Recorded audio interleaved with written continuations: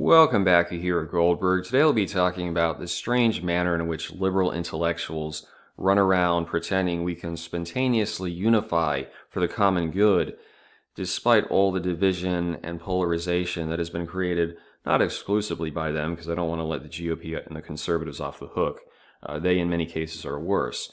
But especially with this pandemic, the left has done so much damage that it just wants you to ignore and sweep under the rug so we can move ahead and progress. I recently listened to this book, and he tried to make the argument surrounding global warming. It is the most important decision our species will ever make. And at the same time, extremely low IQ, condescending towards prior generations and civilizations, just incredibly stupid remarks throughout the book, which probably explains why it's an NYT bestseller. But in any case, we have this tweet from our beloved Joseph Robinetti. After a year of hard work and so much sacrifice, the rule's now simple. Get vaccinated or wear a mask until you do. And so this is kind of, yes, this is the unifying force for the left. The president said this, he's put out a tweet, executive order, now we're going to unify for the common good. This is what they want you to believe, okay? And I should just say quickly, I'm not against vaccines, okay? I think that people who are skeptical have a valid criticism as far as what might be in some of the vaccines, and that definitely deserves more oversight if they happen to be originating in China, especially so. I would advise people to check out this book. I think she had a very good take on vaccines. She actually helped develop the whooping cough vaccination. And I know some religious people, they claim there's fetal parts in the vaccines, and so they only want to use particular versions. I'm not suggesting that if you are skeptical, it's wrong. For myself, I'm not against all of them. As far as this particular COVID vaccine, the main reason I would end up taking it, even though I'd like to wait a little longer, is it's a lot easier to travel. You don't have to do the whole get a test before you leave, get a test before you get on the airplane, which is nonsense. I just want to put that into perspective, okay? So I'm not saying that, vaccines across the board, you shouldn't take them or anything like that. But look at the mentality here. First, let's look at our friend. That's just amazing. Yeah,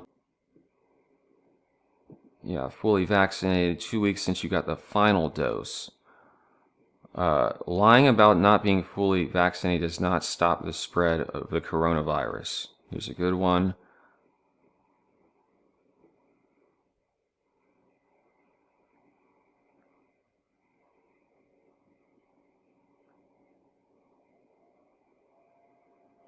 How do we enforce this?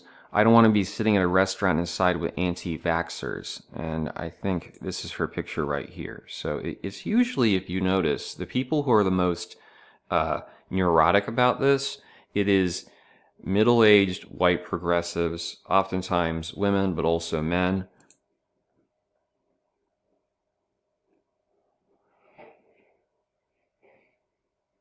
You'll be able to tell who's fully vaccinated because we'll be the ones wearing masks because of the anti-vaxxers.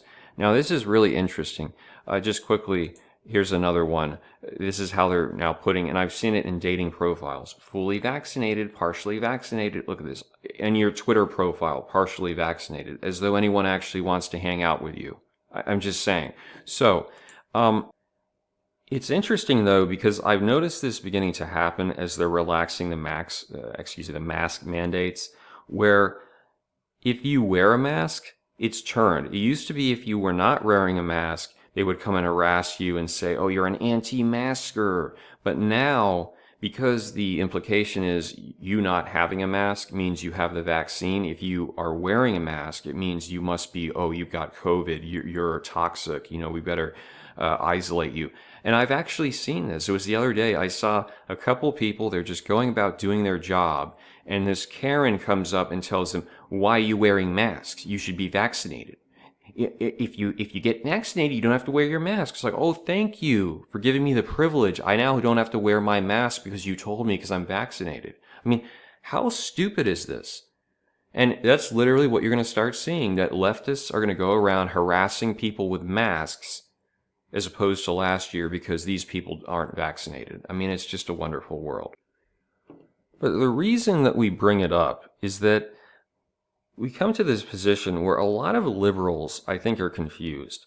The United States has not experienced a truly decisive presidential election since probably 1984. Yeah, 2008, Obama won by like 6.5, 7 points, but this was in a horrible economy. McCain is a klutz. And even there, it wasn't like, okay, the entire country's on your side. There was still a great deal of division.